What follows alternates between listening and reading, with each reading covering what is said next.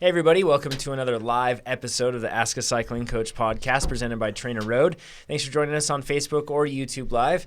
You can send in those questions. Just type them in right now, whatever platform you're on. Type in those questions, and then we'll get to those later on at the end of this podcast. We appreciate you joining. And you can also share this as is right now, so then other people can enjoy it live. Please feel free to do so. With that, guys, let's start the proper podcast. Let's do it. Welcome to the podcast that's dedicated to making you a faster cyclist, the Ask a Cycling Coach podcast presented by TrainerRoad. I'm Coach Jonathan Lee with our head coach, Chad Timmerman. All right, buddy. Our CEO, Nate Pearson. Hello. Back from Boston and New York. Back. And we are going to answer more of your cycling and triathlon related questions today. You can submit them at trainerroad.com/podcast. You can join us live as well on Facebook or YouTube. We usually record every Thursday at 8 a.m. Pacific. That changes at times, but we'll try to let you know when that changes. And you can just find us on our Facebook or YouTube pages.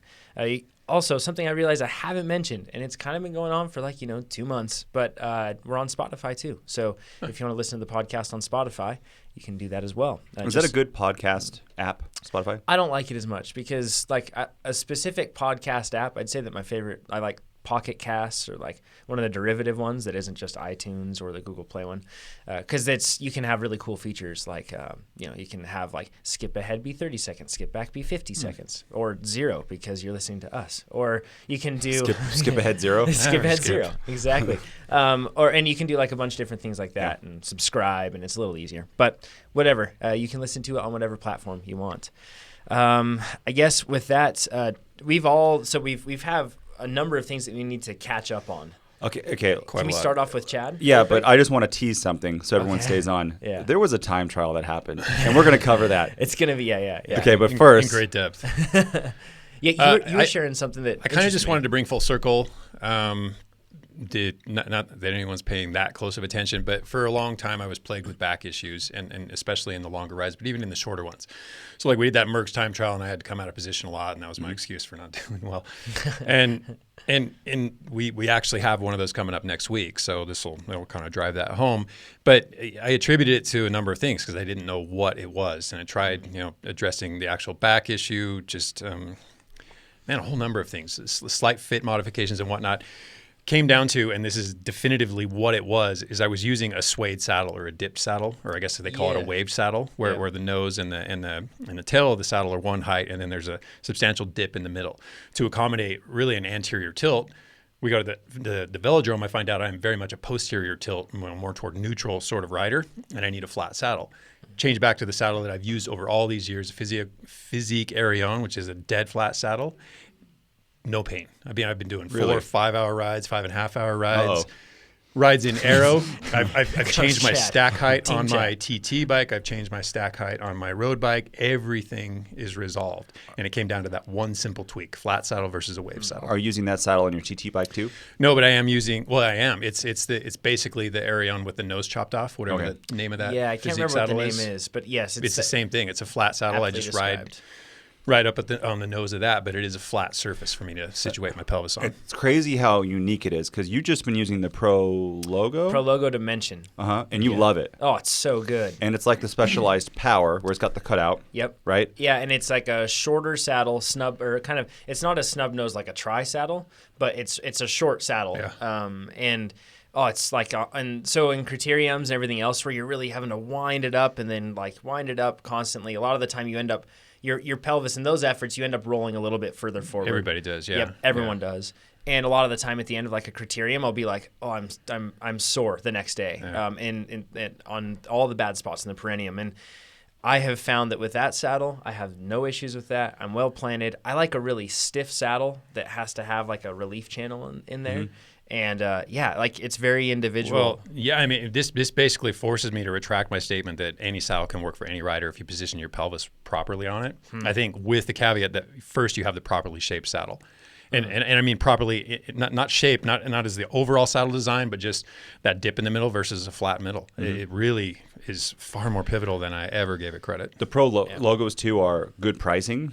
Relatively? Relatively speaking. Yeah, it's all relative in cycling. The carbon one that I have is it's 160 grams, so it's a feathery light saddle, and I think that they're 165. I could be wrong. Check it out. There are a bunch of different prices online, but They're also extremely hard to get though, because I don't think they made enough, and now you can't get them. It's a good looking saddle, but is it wearing poorly? Yeah, so the graphics are wearing poorly, but the saddle itself seems to be doing just fine. No big Who cares about that?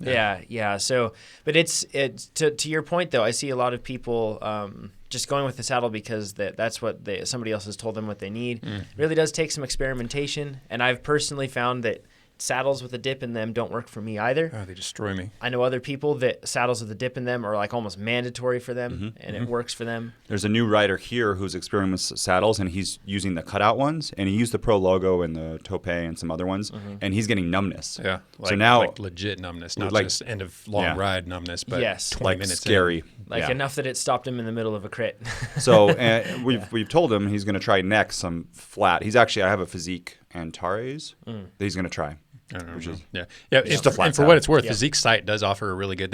I think they spent 2 or 3 years researching these 3 different shapes of saddle, or they narrowed it down to 3 different shapes of saddles, and they use animals associated with basically your level of flexibility. Chameleon, bull, and snake, I think, right? That's Something it. like That's that. exactly it. Yep. What are you, Chad? It's informative. What's your spirit I'm animal? a snake. I'm a snake, but basically, snake? That's not my spirit animal. I'm a very flexible rider, so I can position my pelvis where I want it to be. Okay. Yeah, I've never heard anybody describe their spirit animal as a snake and be a good person, right? He's a Slytherin. Yeah, Slytherin. And it's really just a matter of where you hold your pelvis. It's not just, I guess, the width of the saddle. It's not just the cutout, anything else like that. But a lot of it has to do with that shape. If you look at it sideways, is it dipping or what the angle is? I think every city that has cyclists needs a nonprofit where everyone just gives a bunch of saddles that they don't like, and you can rent them out like a library until you find one, and then you can buy it because it's so expensive. Bike shops do that. Yeah, you're right, they do, and they'll have fit kits and stuff. We're lucky here because we have so many cyclists that we can borrow from each other. Yeah. But if you don't have that kind of environment or those bike shops, it can get so expensive because you just guess. You say, hey, this works for Jonathan, but definitely the Tope used to work for you. Yeah. That was the worst saddle I've ever been on. It was 10 seconds. I was like, oh. And then they changed it. That's the other thing too.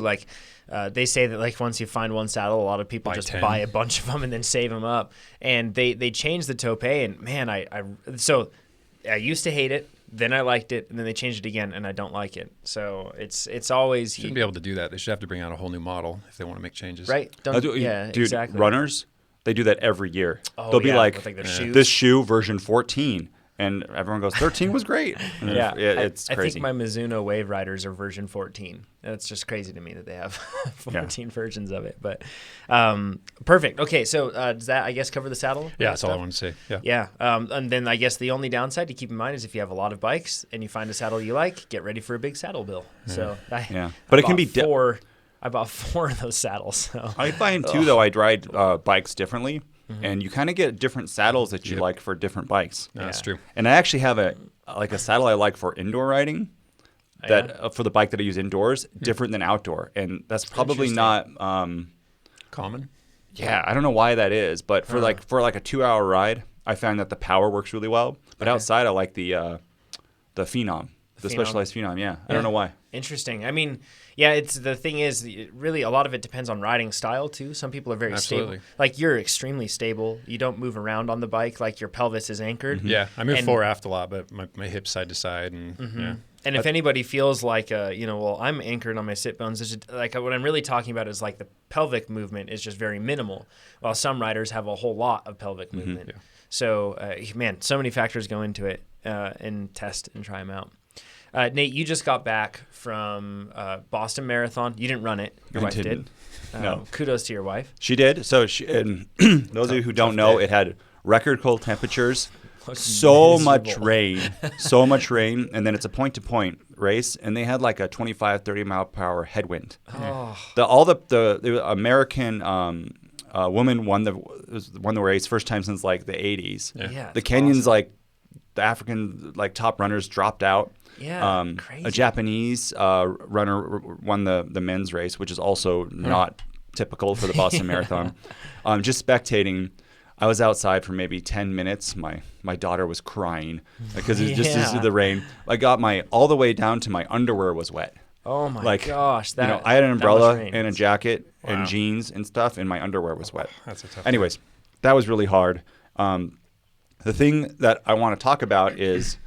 Chad, I'm back now, and I might be on Team Chad. But are you back? Yeah, he's not quite back. So he left his fitness in Boston. yeah, so I don't know what's going on. So I took a week off, and I mention this because this probably has happened to other people too. A week off while I was there, and I kind of came in with a lot of stress, thinking, "Hey, I'm going to come back. I'm going to bounce back and be strong." A lot of training stress. Yeah, training stress. And it was a busy trip, and we went to New York and like walked around every day. But I'm back now. First workout I did on the TT bike, I failed. I couldn't finish it, and it wasn't something that I thought, like, based on the last workout that I did before I left, I should have been able to finish this. Then I did what did we do 2 days? I did another TT ride outside. Yeah. It was hard still. And then yesterday we went on a mountain bike ride. And just to give you an example, we did 10 minutes, and Jonathan was pushing the pace, and another guy here was super fast. And I thought my power meter was wrong, but that means all my power meters and all my bikes are wrong. I do that at times too. I think they're all wrong. But so I'm using our new performance analytics tool, which is launching very, very soon. And I'm looking at the season. I have like a mountain bike 2018 season for my personal records. And for that season, for 10 minutes, I did 388 watts. That's your PR. That's my PR. I did that in February. Okay, it was at sea level. This one for 10 minutes, and I was gassed for 10 minutes, I did 267 watts. That's a big difference. That's 100, and our tool shows it. That's a 122 watt drop. Chad? Yeah, for what felt just as difficult. Yeah. It was close. This is probably like a 95% effort, but you would think at 100 watts less than your 10-minute PR. Yeah, and we 2 months later. We wouldn't expect more than, 6-8% possibly. It varies person to person. Whatever. For elevation. It wouldn't be much. Wouldn't be that much. No. This is like a third, right? Yeah, but you tell us too that you're not obviously experiencing some level of too far overreaching because you're feeling pretty good in every other respect. Yeah, I feel great. My legs felt great. I just couldn't like breathe. And I got that feeling where when you go deep and it's not your legs that stop you, your arms start to go numb. You know what I mean? Like a too. Yeah. And we just reasoned this just a few minutes ago because as we were kicking this around, because we all realized that we're all suffering similar sort of issues, and we're probably nailing it down to allergies. I mean, it sounds like a cop-out, but if you can't get enough air, your muscles feel good, you just can't breathe. You're sitting up. I mean, Dave, during the time trial, had a mini panic attack because he just couldn't get air. Yeah. And this is a seasoned rider who's done time trials, who's buried himself, put himself in a bad spot, knows how to claw his way back. Yeah. Stuff's happening that's making us think, well, maybe it is something that we're not looking at. And it's in particular allergies. Yeah, and it's particularly bad allergy season right now. And I've heard other people at each of these two races, the time trial and the criterium 2 nights ago, talking about the same thing. I just can't get air. It's so hard. Why is it so hard? I contributed that to changing from sea level to this, but that probably makes more sense. Yeah. I have extremely bad allergies. I've done 2 rounds of allergy shots. When they give you the drops, right? Yeah, so I did allergy shots for a while, and I should probably try those again, but I did drops, which are like drops that you put in your mouth, and that is also supposed to act like allergy shots. Yeah. You go through 3 bottles, a green, a yellow, and a red, and the red's like the maintenance dose of 5 drops, and you start with green, 1 drop, go up to 5, yellow, 1, go up to 5. Okay. I got to drop, I think, 2 or 3 on the green, and a rash all out through my body. So then I tried 1 drop a day for like 5 days to try to really go slow. Rash everywhere. Oh, man. As soon as I got off the plane, too, from New York, because there's a lot, there's no plants in New York City, really, but just allergy. So you're getting wrecked by allergies. We didn't even talk about this, so now I'm really leaning toward that reason. Yeah. I wonder, what do I do? I don't know. I think Wiggins did something. Right? Yeah. Shake your hand defiantly at Mother Nature. I mean, there's not much you can do about it. And it's a bummer. I mean, train indoors, try to limit your exposure to these allergens, but wear a mask. Even out of that. There's 2 Allegra and a Claritin every day I take. Yeah, and I still get pretty bad. You guys can actually, sometimes when I talk for a while, I get mucusy. Right. In like meetings and stuff, and then it's really gross everyone. But yeah, it makes sense, and it's something that if you're suffering symptoms like this, we're not saying that allergies is some type of cop-out excuse. What we're saying is you have to analyze the things that are affecting your performance. And this is absolutely something. Yeah, when you can't attribute it to something that makes sense. Yeah. And we can't until we've stumbled on this morning. like I said, it's what I'm leaning toward right now. I can't say definitively that's the issue, but it What seems like it. I go to the allergist and they do a back prick test. So what they'll do is, it's kind of uncomfortable, but they'll prick your back like 40 times and put allergens directly onto your skin. Yeah. And when I did it before, the nurse was like, they go away and they come back and they're supposed to wait 30 minutes. She comes back, checks me in 5 minutes. She's like, okay, never mind. She like wipes off a third of it because they measure how Just big angry. the thing gets. Yeah. And I'm already over how big she ever measures it. Wow. Just like, I don't know. But That's soon. I'm allergic to trees, grass, and sagebrush. And for people to know, You were built for the indoors, man. I know, but just so people should know this about allergies, is that everyone has its own season. Yeah. So yeah, totally. springtime is trees, and then the summer is grass, Yeah. and then the fall is Sage. sagebrush. And sagebrush actually gets me the worst.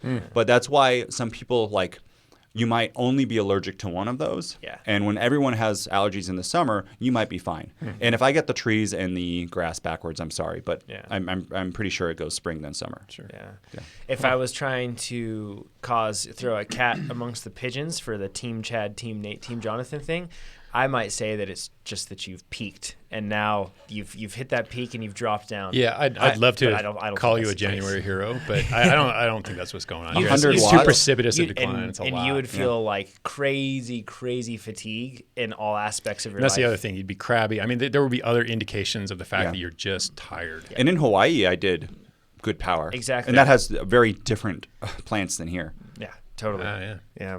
All right. So interesting stuff. We should have the 40K TT someplace else. Yeah.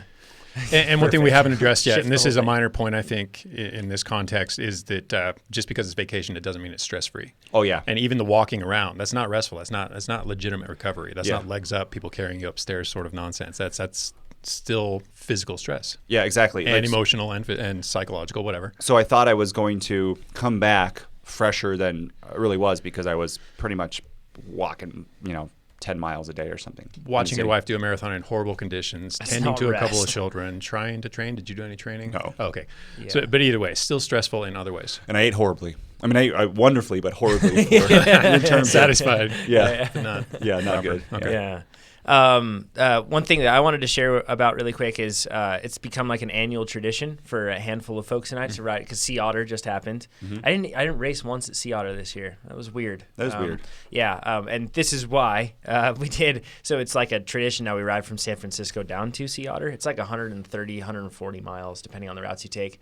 And beautiful coastal roads, but then when you go with a guy like Yuri Oswald, he's like a Dirty Kansas champ and everything else, and he knows that region so well. It was like being on this amazing tour guide. We were just going on these closed roads that nobody knows about that are like basically like forgotten, that like parallel the coastline in spots, and just awesome riding. But the fueling, I feel like I'm pretty excited about finally having nutrition maybe down. We'll see. But right now I would say that I'm in a good spot with it. That Maurten stuff, or Marten, Maurten, it's the stuff that the story is that they developed it during the Nike 2-hour project, I think, going for the under 2-hour marathon deal.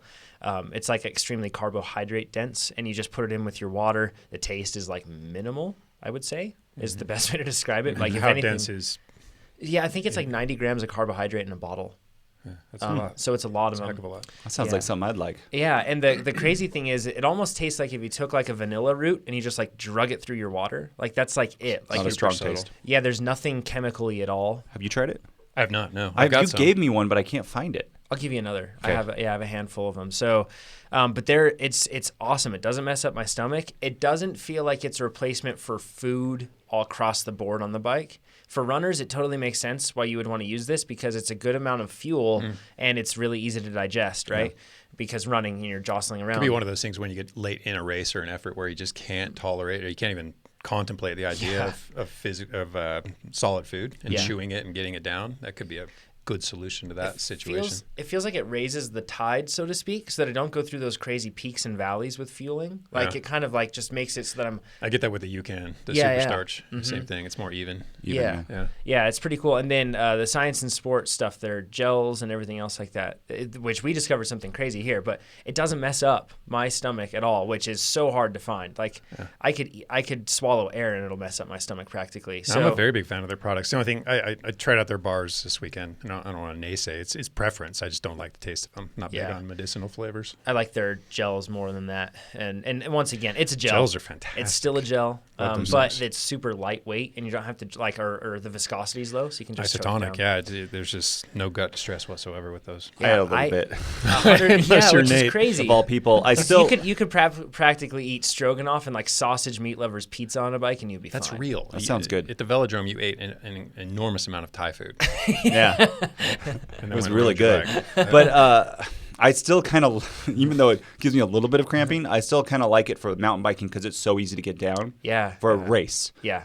Sagan Fauna, which you're about to do, that would be cool. But I think I might try this Martin. Yeah. I should try it maybe on a long ride, but because I like the idea for a gravel race when there's not going to be a lot of time to like reach in your back and like chew something down to just drink it. Yeah, it's super handy, and the taste is so minimal that it, like a lot of the time, like even with scratch, I feel like I need a bottle of mix and a bottle of water because sometimes you just need that different taste, like just to have clear water rather than having something. But you could put this in both your bottles, and it's palate fatigue. You just get tired of eating that same thing over and over and over again. Yeah, these companies should pay us. Oh, they totally should. Right? When we like it.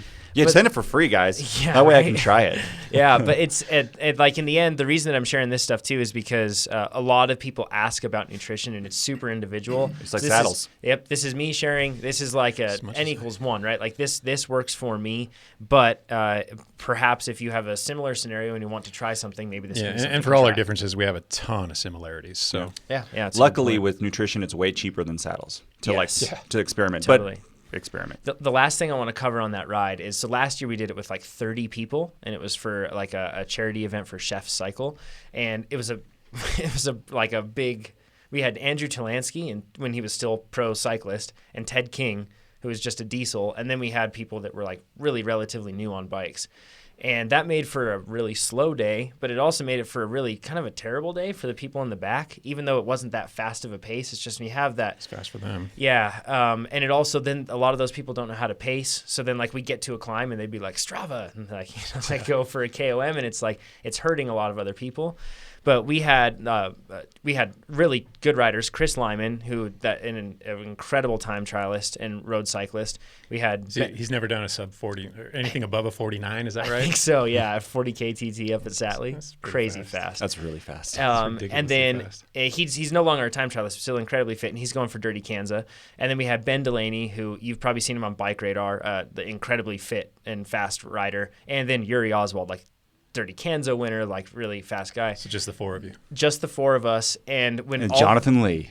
Yeah, and all four of us, since we could ride at a similar level. It's so nice when you're riding with a group like that, and they don't hammer it on the climbs. Like we all have like built-in power meters. We're watching our watts, but we know that like when you get on the climb, you don't go as hard as you think. Yeah, I think we touched on this last week. Yeah. Everyone was being nice to Jonathan pretty much. Yeah, maybe that's it, right? Chris Lyman and Yuri Oswald. And Ben, they're all gnarly. Yeah, right? Like they could hammers. Yeah, real big hammers. Yeah. So, but it was just when you put together a big group like that, as fun as it might be to have a huge group, and maybe that's the objective, just to have that, keep in mind if you have people that are the same mindset or similar fitness levels, everything else, it just makes the ride so, like, it did not feel like 130 miles. It just felt like, it felt like 60 miles, like easy, So kind of cool stuff. And then I guess moving on, Nate, this is your time to shine now. Okay, everyone. We buried the lead last time after we finished. We forgot to mention. True story. There was a time trial that happened last Tuesday, and I was out of town, but we got the first taste of the showdown between Chad and Jonathan. Yes. Yeah. So and other folks here at TrainerRoad. Yeah, but who cares about that? They're good to measure, but all I care about. Dave's a good basis for comparison because he's very fast. He pretty much wins every time. Yeah. But it's not a race between you guys and Dave because Dave's going to beat us anyways. Yeah, I think so. At the flat. I'm feeling a bit differently about that. Okay. Yeah. So this is a Tuesday night race series we have in Reno. This is a 7-mile time trial? 7.8 miles. 7.8. It's a shorty. Yep. And it starts with a little bit of a downhill, a flat section. Very flat. 2 little kicker up hills, another downhill, and then it goes back up at the finish. Mm-hmm. One thing that makes times of this one change is that because it always happens in the evening on Tuesdays, and the sun goes down and it's in this bowl, the wind conditions can change. And this can be a crosswind, a headwind. It can be a very fast day. It's a particularly windy place too. And sometimes having a lot of wind makes you really fast, and because there's a section where you get to go in the trees. So if you get a tailwind on the open section, you can get kind of sheltered on the way back. So we can't compare this to like previous years and stuff, but we can compare it to each other and you two guys, and then the other fast riders that were there, like Pete and Dave. Pete Morris from Cliff Bar and Dave Christensen from Mark Pro. Yes. True. Okay, so should we talk about? I don't want to say the results just yet. Let's start with Jonathan. Yeah, let's do that. Jonathan, this was your actual first time trial on a TT bike. Yeah, and I've only done a time trial on a road bike before. And to be frank, I've told you guys to hop off the Team Jonathan train before this. Like, I wasn't optimistic going into this at all, but I just figured I'm going to give it my all, and I didn't know it wasn't pessimism going, and I just didn't. The numbers and everything else weren't looking good. No basis for comparison. Nothing to gauge. And can we go over what I had really quick on the equipment first? Sure. Okay, so I had the POC Cerebel helmet. That's their TT helmet. Something that I found out with that helmet, and I was told by the reps, if you buy that helmet and you see a little gap between the visor and the helmet, which mine did have a little bit of a gap, some of them, I believe that like you just have to push harder up there, and then I don't know if it's like a casting thing with the foam or something else. But once I pushed harder on there, then it like moved into place, and now it just goes in easily. I bet you that's a lot of drag because you might think that it's like the leading edge vent, but you want it closed. Yep. So you just push it a little more, then you'll see it fits really flush. So that helmet, and then I was wearing our no pin skin suits. Or I guess TT suits, aero suits. Yeah, those things are great. Yeah, very good. And then I was also wearing gloves this time. The reason that I wore the gloves was because I was so cold. They weren't full finger, cold. But it was something on there. So I was just anything was better than nothing at that point. And then I had the BioRacer shoes. I was using the Trek Speed concept, obviously, that we have. And then we had the Vittoria Corsa Speed G Plus tubeless tires at 25s. 25 is the width, and I was on an NV7 front wheel from the 7/8s, and then the back wheel I had a special thing that we'll talk about at some point. You had your entire race setup then, right? Full on race setup. Besides the gloves. Maybe the gloves would be the only thing I remove. Come off. That's the only change. And you even waxed your chain, right? Oh yes, I did wax the chain. Very good point. Yes, you were completely set. Race setup, and I had a 5339 chainring. I moved up to that because I hear that's what time trialists do. And actually, there was a reason that because I actually have a bigger chainring too. For this kind of time trial where there's a little downhills, they're not that like 3%, 4% sometimes. You do use the... I went 42 miles an hour. But you're still pedaling. Oh, yeah. Right? But in like 130 RPM. When we do the flat race, you actually want a straight... As you're racing... Straight as possible. A straight chain line. So between your front chain ring and your rear chain ring, you don't want to be in like the 11 because then it's twisted. And this sounds small. It's just like a watt. But... because we have this sort of time trial we know here, there's another time trial that's a Cold Springs time trial up here that has a similar kind of downhill section that you need to pedal. Yep. Or you might get a tailwind where you're going like 35. Not as severe 40. as this one, but yeah. Yeah, 40 for some, like Chad. Jeez, Chad. Way to one-up us on that There's one. a fast stretch there. No, it's sometimes very fast. Yeah. That just a quick side note. I remember back in like 2008, 2009, me going as hard as I can and full TT setup on that, and Chad coming by me on a road bike with like his head up in the drops and just like, hi Nate, and just woof, right by me. That was in your glory days. That was in good shape, yeah. Yeah, very good shape. Anyway, so that's why we pick that. And if you're really going for, like, we needed to get some kind of chain ring. Yep. So why not just get the one that we can get the straight chain line? Yeah. Yep. And we know on a flat course like that, we're probably going to use 3, maybe 4 gears. Probably be maybe 1.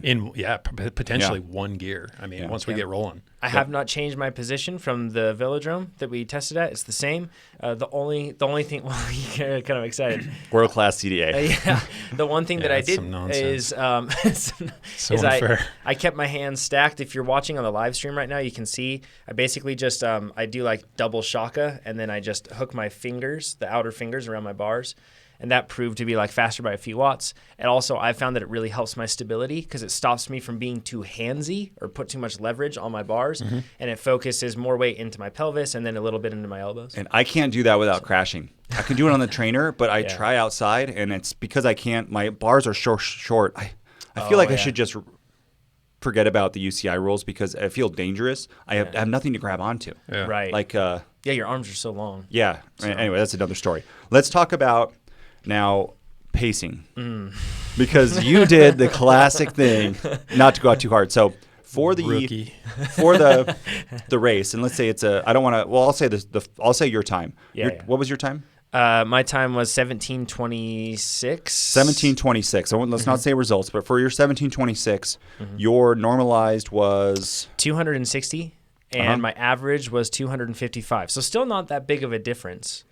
Between the two of them, especially once again, remember this isn't a pan flat course. It's got some hills, and even looking at Best Bike Split, it recommends that you go, since it's a shorter race, I think, it recommends that you go pretty dang hard on those climbs. You kind of have to. Well above short threshold. TTs, you got to go. But one thing it doesn't recommend is to start out really hard. So for Jonathan's first minute, he did 360 watts. Yeah, so it's his a little high. NP for the race was 260, and for the first minute he did 360. And that's part of that is a downhill. So yeah, there's you were It's a little cooking. tricky. Yeah, so like there's one aspect that it's so Best Bike Split actually says that it's not favorable to go out harder on that first section. In my mind, and so first of all, there was no strategy behind going out hard at first. Like I was freezing cold and standing in the sun like a quarter mile away from the start, just trying to stay warm. And then I basically rolled up to the point where like I stopped for about 15 seconds and then moved into position, and then they counted me down and I went. And I was not in the right headspace. I wasn't thinking this is a TT. I was just like, this is a bike race. I'm going to go. Yeah. And silly mountain biker. This goes is how out you too start hard. mountain bike races. Yeah. So, but that said, so Somewhat. I went out hard and I figured, hey, I've got a lot of momentum for this long, fast straight. So I guess there's a bit of a perk there. I would have gotten up to speed anyway, though. Yeah, Didn't have exactly. to go that hard. In my mind, I would think that you could save a pretty. You paced the rest of it actually really well. He reeled it back in. Yeah, Honestly. but I think you could have gone even faster if you would have paced just a little bit better. Yeah, I think that, so like I went out too hard and I recognized that. So then I just slowly started taking it down. I didn't like instantly drop it down to the pace I wanted, but I just started dropping the pace down to where I knew that I figured I should shoot for 260 in the flat sections because my FTP was 254 based off of the ramp test that we did. So I figured I'll just push down to like 260 in the flat sections, and then when I get to the climb, I'll go up to around 315 or so, which I ended up doing. But I reeled it back in, and I honestly probably reeled it back in a little too hard, not because – so there's if you go out too hard, most commonly we think of the result is just a catastrophic blow up, and then you can't hold the pace. Just a steady decline over the course of the TT. Yep. Yeah. But in this case, what happened is that I reeled it back probably a little too much because I was afraid that would happen. And then I finished it, and I was like, I probably could have gone a little more. Maybe. Yeah. So it's just it's a tricky thing. It's a skill to learn, right? Like Totally is. Pacing is a skill, and it's something you should practice in training. Yep. But then every time, I think Chris Froome's one of his latest books. Yep. Yeah. He's got a way. Did you look that up, Chad? Yeah, What it's was 10%. He dedicates 10% of the distance, or it is the distance, the distance of the time trial to settling in below threshold before he ramps up to threshold. below his target? Because if it's like He said threshold. really was below his quote. threshold. It's probably contingent, I would assume, on the like if it's it's a like a prologue. prologue or something. I don't know. It might be threshold. He might not want to overwhelm himself with lactic accumulation and Interesting. Yeah. So for this race, like for Jonathan, he would have started out like 26 watts below his threshold to start for 10% of the he didn't distance. quantify it. He didn't quantify it. He just said below threshold. Okay. 10% of the course Of the distance. race. So Okay. if it's 40K, then 4 kilometers is spent below threshold before he settles into threshold pace or target pace. Interesting. I like that strategy of I do too. starting just right below, like even have a lower target. Because whenever I start a TT, I might have a number in mind, let's say 250, and then I start it, and for the first minute, I'm like, that was the wrong number. 280 is the right number, right? Because this feels so easy. Yeah. Where were you with that advice, Chris Froome? Could have been at the start line telling me what to do. It's sensible. It's yeah, perfectly it's sensible. smart. And it's So let's. I think and to your point though, I think that if I had paced it more effectively, I'm sure that I could have had a better result. Learning, right? Yeah, totally. That's what's great about these time trials that you can have, these races leading up to these things. This is where you really put things to the test in those scenarios, and you learn about your that's why you do deficiencies. practice events. Yeah. So how could you? What about staying arrow? And there's like potholes and stuff on this race, Yeah. and you can go when you're going 40 and you hit a pothole on a TT bike with your hands crossed. Should we bounce back and forth between a couple of us rather than saving all my information? Because there's a let's do it. lot of spots. Well, okay, in there let's where- start with you then, Chad. Yeah, let's do it. Chad, your race, you actually paced extremely well, kind of like you've done this a few times before. Yeah, I've always been good at pacing. Yeah. Your normalized power was, what was it, 322, and your average power was 320. Yeah. And that was a good deep effort for you, right? Is very deep. It was a hard day. So you were like 60 watts higher than Jonathan, Yep. Yeah. which is good job. It's quite a lot. Yeah. It's quite a disparity Yeah, between quite the a two lot. of us. Yeah. And what was your setup? Your So helmet. I have basically everything I'm going to use. I'm on the giant Trinity. I have the stock bars with the risers way up. So nothing has changed since the velodrome on that Your day. helmet. The helmet, however, I did go to the Giro Arrowhead, and it was all good and fine. I went out to try it out. So first day with the new Arrow helmet, go out to try it out, and I can't see anything. I come back. Pete shows me how to properly situate this particular helmet, and maybe every time trial helmet, which means I've never worn one properly. And such that I can see in my arrow position. And seriously, it was like a yarmulke. I had it so high on my head It looked that when I hilarious. stood up and talked to people, nobody could look at me without laughing. It was ridiculous. Is that- But in position, it was it's perfect. I had this terrific view. It was still not quite right. I had to break position a number of times to see other riders. A pothole would throw me. The turn was a bit challenging. So it's not exactly right. But I think that's my helmet. Did it push into your back or shoulders at all? No problems there. I just had it cinched too tightly, so it gave me a headache that kind of escalated over the course of the TT. One thing I worry about is if you go too far back, I don't want to prevent the like if you land on your face. There's that. It wasn't back too far. It's kind of not a concern. Seriously, I at that point they're not really even worn for protection. It's like a scary, mandatory but it's- requirement. And you need to be able to see and be arrow, and I don't think those things lend themselves to crash protection. Yeah, I honestly kind of agree with that. Like with these TT helmets, I'm not saying that's the right thing, but I'm saying that like that's what you get with a lot of these helmets is that they're optimized in a wind tunnel. They're not optimized in a crash scenario. It seems like they should be. They should design it so that instead of rolling it back on your head, just the tail gets folded like really low. Something like you know that, what I mean? right? But That'd be great. I am not. I do push it up a little bit, but not so much that I want to like. You look back at your life, you're like, oh, I crashed and hurt my brain, or I lost 10 seconds on a TT. It's one of those decisions you make in the moment, and you don't give it a whole lot of thought. Yeah. Yeah. Okay. Yeah. So would you Yeah. recommend everyone to put their helmets back that far? I absolutely will not make that recommendation. I will say it's more aerodynamic. Yeah, okay. I didn't have gloves. I had basically blue hands instead, and then I So cold. didn't have. Did I have shoe covers? I did. I used your Simon Smart, the yeah. smart ones. I used those. Didn't have a wax chain. In fact, my chain's rather gummy, so that we will go. make a difference. I'm gonna wax it. That's gonna help substantially, I think. I had a zip disc in the rear, so I didn't have our NV discs. Those haven't arrived for the two of us just yet. Yeah. Nate's giving him a stern look. Am I not supposed to say that? If You're not supposed to say If that. you look on the internet, I'm sure you can see Dimension Data using them too. Okay. So We'll probably have to cut that out of the Cat out of the podcast. The bag. live Totally people fine. heard it. Sorry. totally fine. Yeah. And then my front wheel was the wheel we are going to use in the TT. Yes, I don't know if I can exactly talk about right. that one either. That one we can talk about. Okay. And the Victoria Everything course of else- speed. Yeah, and I didn't. So the front tire was the one I'm going to use in the race. The rear tire was 3000 GP. Okay. Or So 4,000. Yeah. yeah, whatever. Connie. Just Yep. Okay, let's talk numbers, about letters. let's talk Alphabet about soup. this is one thing that you talked about that you didn't do well was the warm up in a cold. Yep. So So my let's biggest talk about hindrance over the course for this TT was the fact that it was kind of a chilly day. And I bundled up a bit. I wore a fairly heavy jacket. Should have wore knee warmers. Should have wore gloves. Should have really bundled up for the warm up so that I didn't rush it, which is what I did.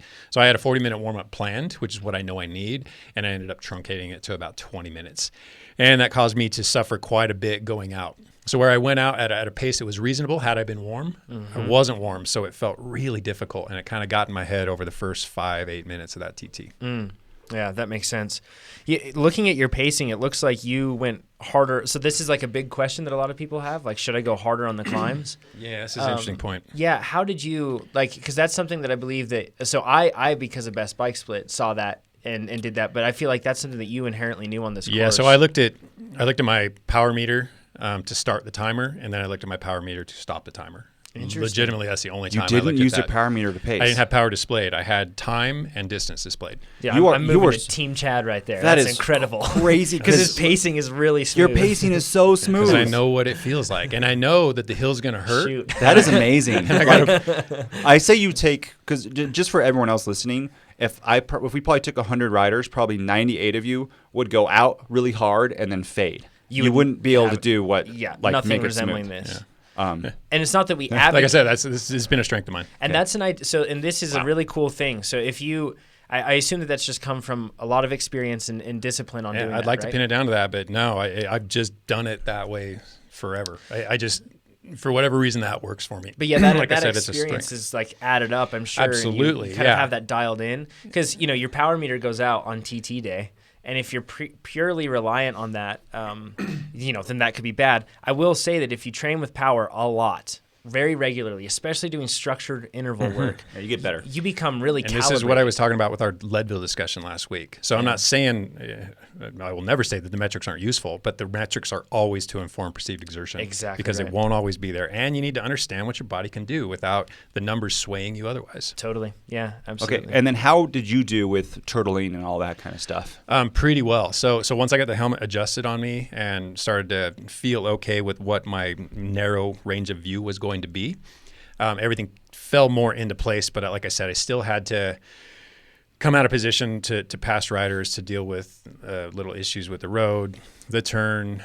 There's a fast turn coming out of the little climbs. So I probably broke position 20 times. It was just a quick little pop up and then back down. Okay. But it's Still still in- disruptive. Were you Still in the your aero bars? extensions, but just so when you say break position, are you talking about Head comes like up. not being turtling? Yeah. Basically. Yeah. So otherwise, my head's down, and I would like to see. I need photos. I think even with my back, but when I come up, then it's not even with my back. Okay. And then that whole hysteresis thing that we learned about, where you break position, you may not actually recapture the same level of aerodynamics. Yeah. It's really in my head, and especially with something like that. Yeah. So I very much do not want to pop up over the course of our 40K TT. So I got to dial that helmet fit. I guess the one spot where you came out of your extensions, I assume, was the turn, but that's it, right? I did, and they had it marked really early, so I came out preparing for the turn, then noticed it was still quite a ways up the road, got back down into position, pushed longer, came out of position again. So I basically turned twice, Okay, so or prepped for the turn twice. do you guys want to say anything before I say the final results? Yeah, I do.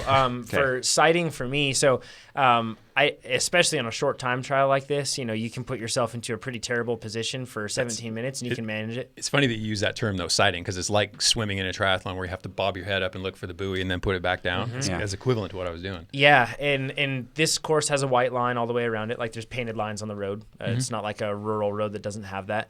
So I use that as my guide. It's not a pristine road, though. That roped you into some pretty hairy situations. It did, yeah. And that's one thing that I wanted to say is sighting, like reconning a course in detail on a time trial is something I will do now. I will pick my race line and I will follow that. I don't think the 40K course, it has white lines. I don't believe it does on all the roads because some of them are kind of like country roads almost, I don't think it does. So, but in this case, I just followed the white line, but there were a number of spots where it had been, the pavement, it seems like had been like another cap of pavement had been put over and then it chipped away. And, you know, in my mind, I'm thinking like, okay, keep your head, you know, back kind of tucked into your body and low. And I'm like trying to analyze to make sure that I'm being as aero as possible. Meanwhile, I'm hitting these huge, you know, potholes. Scary. And I'm thinking like. And little ruts that would steer you. Yeah. And I'm thinking about that just like, that's causing so much drag. Like that's making me so slow. So it's something that, you know, on these time trials, even though this seems extremely nerdy, I want to ride that course in a slow pace, just analyzing and looking at my race line the whole time, then taking note of spots to see if like, okay, when I get to this position or to this point in the course, I might want to deviate from that white line. It's not nerdy. That's proper race prep. Yep. And like you said, to your point of it being scary, like it could be extremely dangerous. So it's something that if you do that, I feel like it's a responsible thing to do. And it's something that I learned. I tried to keep my head down quite a lot. I did start to kind of roll and move quite a lot toward the end. And I want to cut that back. Let's talk. Apparently, sorry, one thing. I'm so excited. Cool your jets. But the one thing on this is that actually I've read, I don't know the data behind this, but I've read that when you toss and turn and move your body around, you're just growing your frontal area. Yeah, it causes a large amount of drag. Yeah. And a lot of it is because what happens, kind of like what you were talking about, is it disrupts the way the air is flowing over you. So then that changes for a period of time, and it might take a while for that air, or it might never happen, for that air to flow over you in a smooth manner like it was before. So it takes so it's not just that there's the frontal area aspect and you're disrupting the way the air flows over you. So staying really still, like Chad's so still in his position, that's something that really, really helps. Yeah. So. Okay. This is what I'm so excited about. All right, here we go. It was close. Okay, let me just say the power again. Chad, 322. Jonathan, 260. If you would say that on a normal people, you'd be like, You think I crushed him? right? Yeah. But Yeah. Jonathan has a world-class CDA, which is the aerodynamic drag, how slippery he is. Yes. Worked hard for that. Jonathan's Yeah. time, Yeah. 17:26. Yes. Chad's time, 17:23. Oh. A 3-second difference Crazy. between the two of you guys. It's like you planned it. I know. You guys are nuts. making this such a dramatic race for second place. Yeah. Like, just kidding. It was a really good performance. You guys both went over 27 miles per hour with a big steep hill. And it's worth saying too that Couple. There's Yeah. a finishing set Yeah. of hills too. Yeah. And it's worth saying too that Chad and I did not go. I think that we were probably about 10 to 15 minutes apart. So like Chad wasn't my 30-second guy. I wasn't his. Yeah. So we were Yes. separated.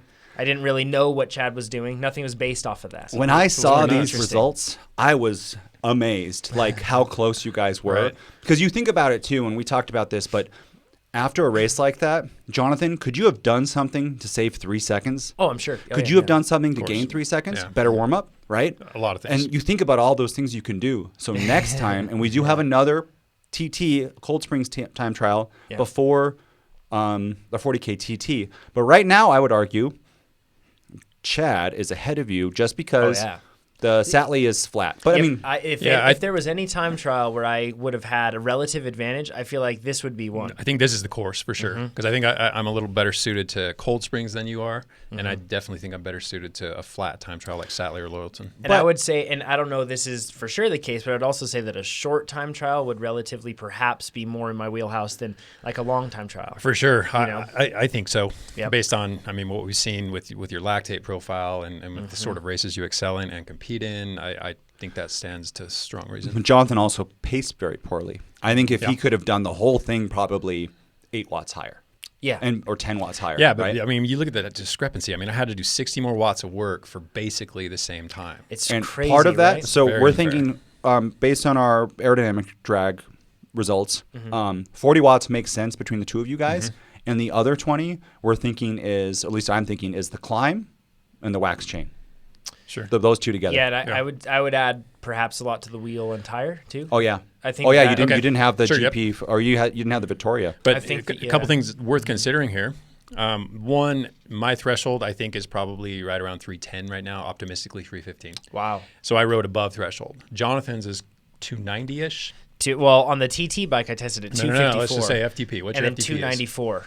Yeah, so you were substantially below FTP. Yes. So I'm already riding basically at my FTP or above it for a shorter effort, which makes sense. And I'll tell you right now, I can take that and extend that 20-ish minute effort out to 50 whatever minutes. Yeah. I know I can.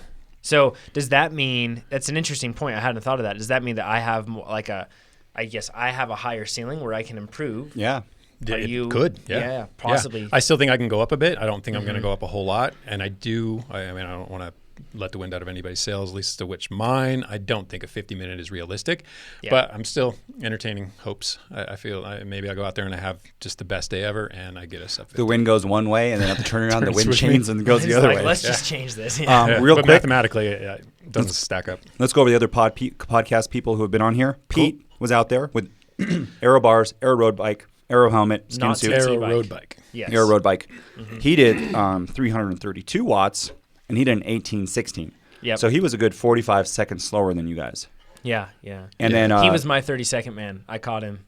Yeah. And what's surprising there is he didn't do a heck of a lot more power than us. So Yep. I expected him to lay down the watts. So for Right. whatever reason, and again, maybe. well, it's being in air position, right? Like it's hard to put out part of watts. it. Yep. That's part of it. I don't know how different his those aero bars are with his normal invisible aero bars. Yeah. That he kind of like hangs over. And then Dave Christensen, who is excellent and we all think is going to beat us, he won the TT at guys. 17:04.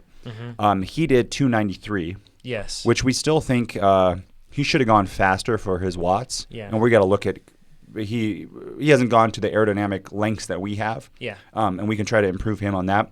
But it only beats you guys by 20 seconds, And- which is pretty crazy because Dave usually beats us Yeah. by a lot 19. more. Yeah. 19. 19 seconds? Okay, thanks. Just get it right. That second matters. And it's worth pointing out, like you said, that's when he had that breathing scare. He did. He popped out of position. I mean, like out of position, sat up for a second, but it was only for a couple seconds. Yep. So, maybe that hindered him. He could have been a sub 17 guy that day. So we're still within striking distance of Dave, which is really encouraging because he's a fast boy. So that's the TT, but we so have exciting. a whole bunch of racing coming up now, like a bunch of racing. This coming week there was a criterium this week, which was tons of fun. And then next week there's a Merckx TT, which means that we can't use a TT helmet. You can use an TrainerRoad helmet, though. You can't use wheels deeper than 40 millimeters.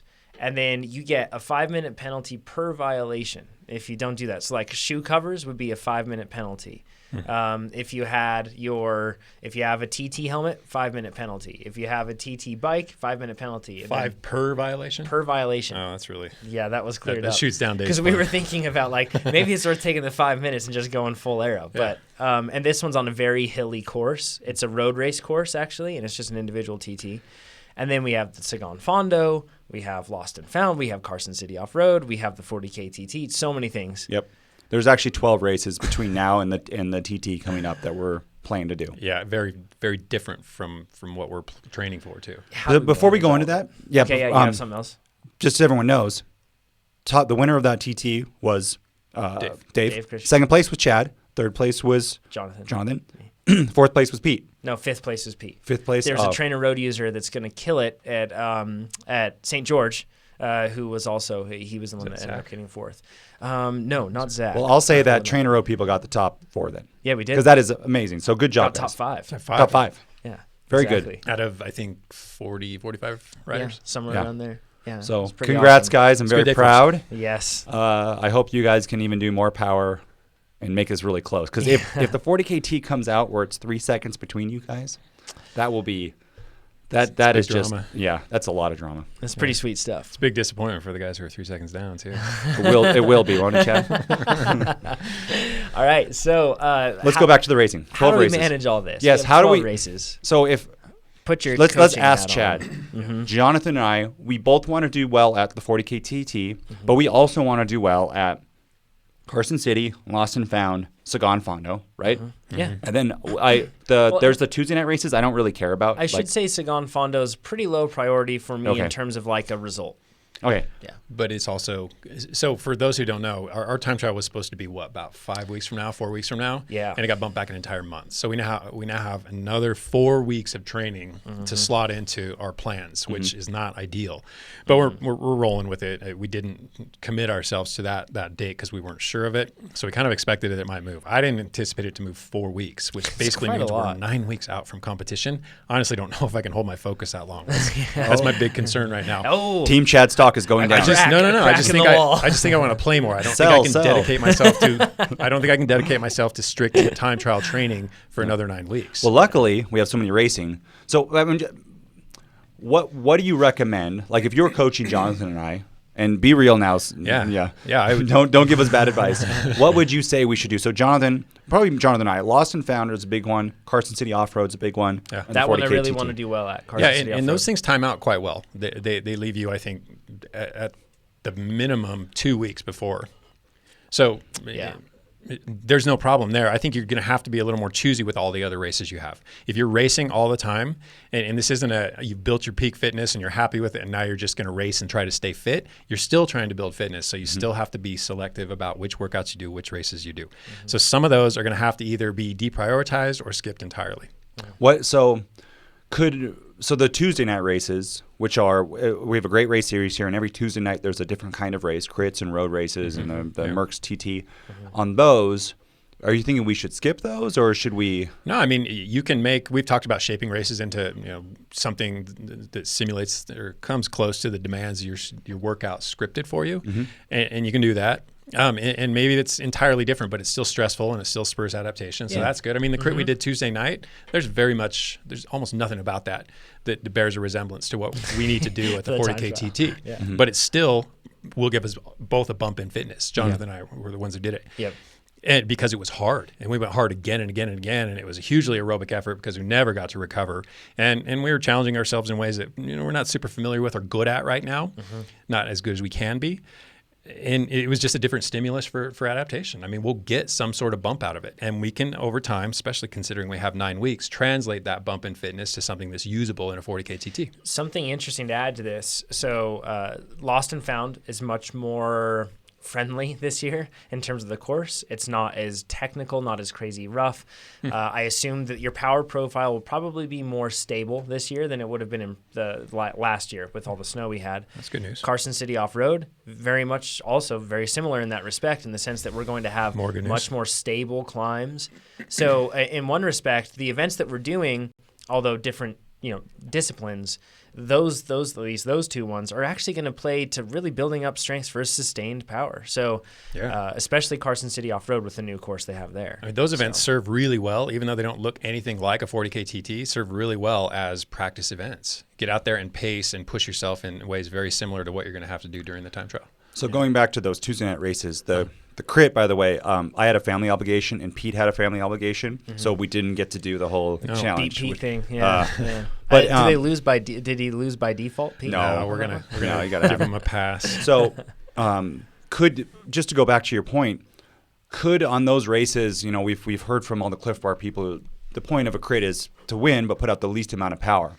But for these, when we're doing them, could we potentially go off the front and try to hammer it for 10 minutes and get back in? Of a training race, and these are definitely training races. You don't taper for them. You don't really do anything different. You just slot in. You take out your Tuesday workout and you put in a Tuesday race in our cases. Yep. So we don't go out there necessarily. I mean, we have this Beat Pete challenge thing going, sure, but we're not going out there to do anything but to get a legitimate workout. Yeah. We're not sitting in the whole time hiding, waiting for the final sprint because we're trying to upgrade our USAC license or grab a prize purse or something like that. We're out there to get a hard workout. Okay. And then we just have to also be okay with going into those races like a little bit fatigued too, right? Absolutely. Like it's because it's a training race. Totally. Yep. I think we get this question. I bring this up because we get this question all the time, right? All the time. Yeah. Be clear. It's that ABC prioritization. If you don't want to look at it through that lens or be that specific about it, it's just a question of what do I need to get out of this race? I mean, and is it training or am I chasing results? And for the competitive nature, I actually find it really useful to prioritize my races because then I know where to place that.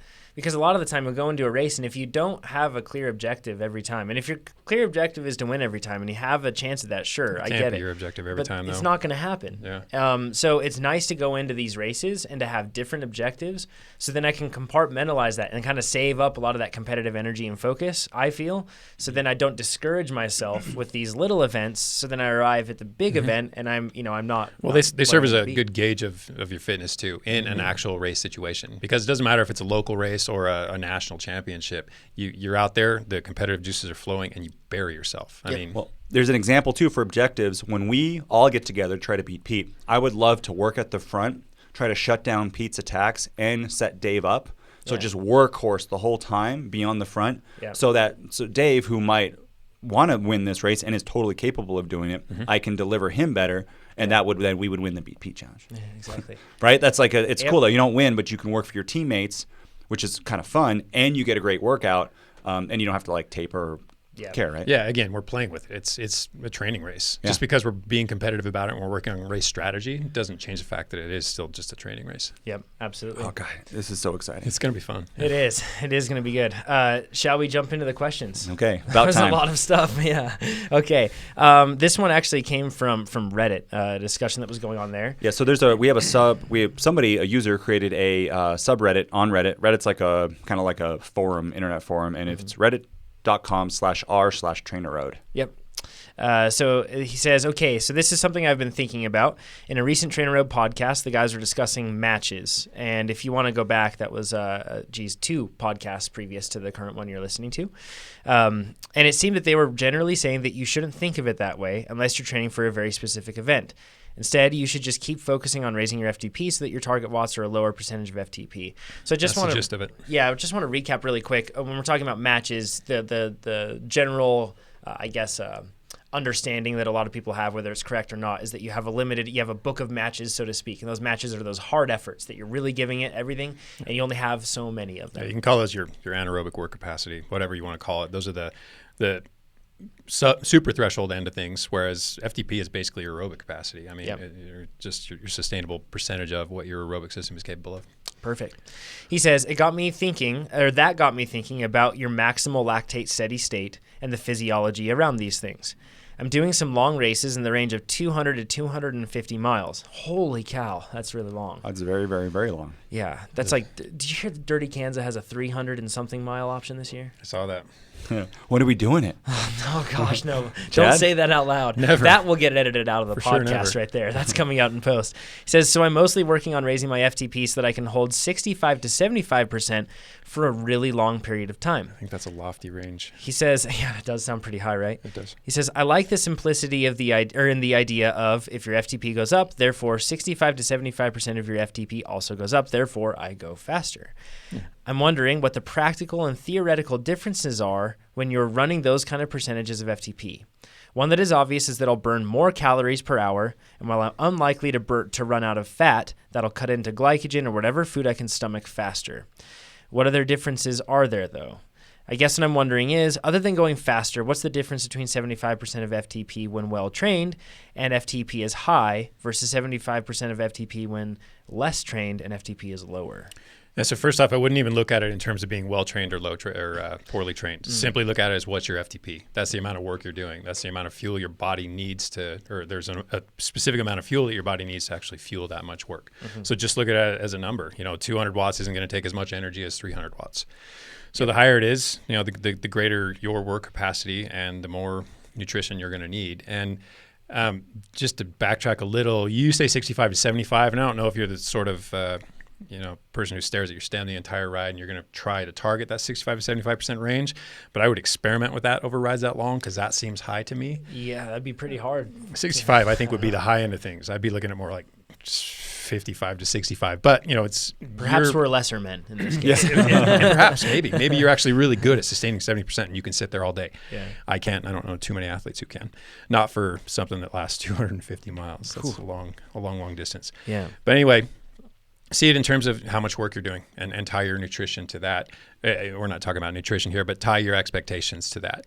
And this does give me an opportunity to clarify one thing that I've so tried to get to and just for whatever reason get sidetracked. I know a while back I referred to the difference between capacity and power, and I got it exactly backwards. And I've tried to remedy this and it just the right time never comes up. So I'm going to make it right now. When we talk about power versus capacity, power is typically peak for whatever that duration is. So if it's 3-minute power, it's your 3-minute mean maximal power, your peak power that you can do for 3 minutes. Whereas your capacity is the endurance end of things. How many times can you repeat 2 minutes efforts at that 3-minute peak power? How many times can you maybe repeat that 3-minute effort?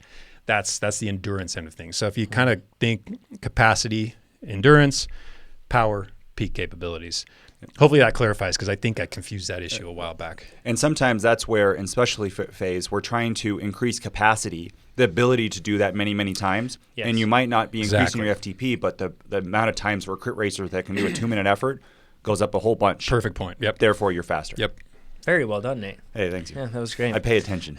I mean, something else going to this, though, like some people operate at 75% of FTP. They might, different things are happening in different people's bodies, perhaps. So I put it down to metabolic inclination. Okay. So you can have a system that works really well off of fat. You don't have to be fat adapted. You can just have a really high aerobic capacity that metabolizes fat quite well because you train that way, because you nourish yourself that way. Diet obviously impacts it vastly. So maybe you're a guy who sitting at 75% can do that for long periods of time, and you need hardly any exogenous carbohydrate. You don't have to eat nearly anything, and you can perpetuate that for maybe 250 miles. Other riders aren't that fat adapted or fat inclined, and they have to eat quite a lot. So over a 250-mile ride, that's going to take 10, 12 hours, 14, 16. I mean, who knows? You could be basically outpacing your ability to keep up.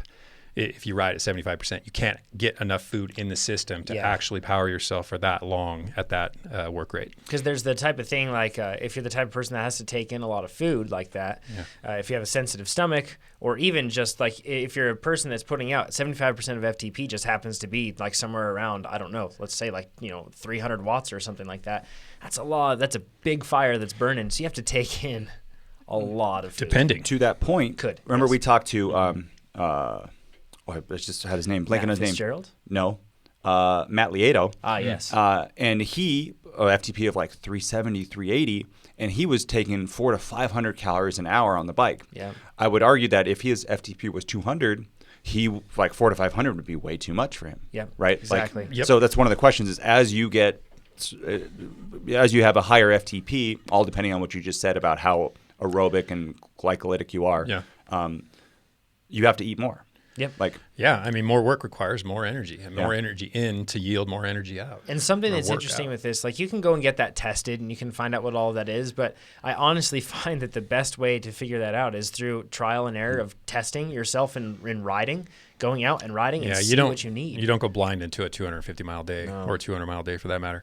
And then another concern would be thermoregulation. So that between it does come down to the size of the rider too, but we don't need to muddy the waters with that just now.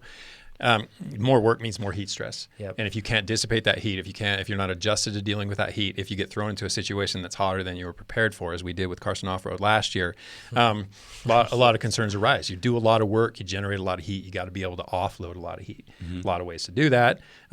Ideally, you acclimatize and you're prepared for it. You do a lot of training. A lot of our aerobic adaptations facilitate cooling. But that's a big deal. So the higher your threshold goes, the better you need to be able to dissipate heat. And the more seriously, I think you have to take the conditions on race day. Oh yeah, like I'm thinking anticipate them. If this is like a hot race where you're doing like a cross like state line type of a thing, and you're in the Southwest, oh my gosh! And big riders don't. I mean, the larger the rider, I mean, like I said, rider size factors into it as well. So definitely don't go into race day blind in terms of conditions. If in any way you can prepare yourself for the temperature, please do so. The other thing to think about, especially in epic races like this, is a higher FTP means a shorter race. Yeah. And like significantly. You think, I'll do some extremes here, but Ironman racing, pros can do it in 8 to 9 hours, and you have people doing it in 16, 17 hours. Yeah. Or just think of the bike leg. Got guys doing 420s, 430s, and then other people doing 7-8 hour bikes. Oh, yes. Yeah. And Boston Marathon, there was a waved, it was lots of waves, but still, my wife was back showered and in bed, and we're watching people cross the finish line, and you just think, man, that is so hard. Like it just makes the race so much harder.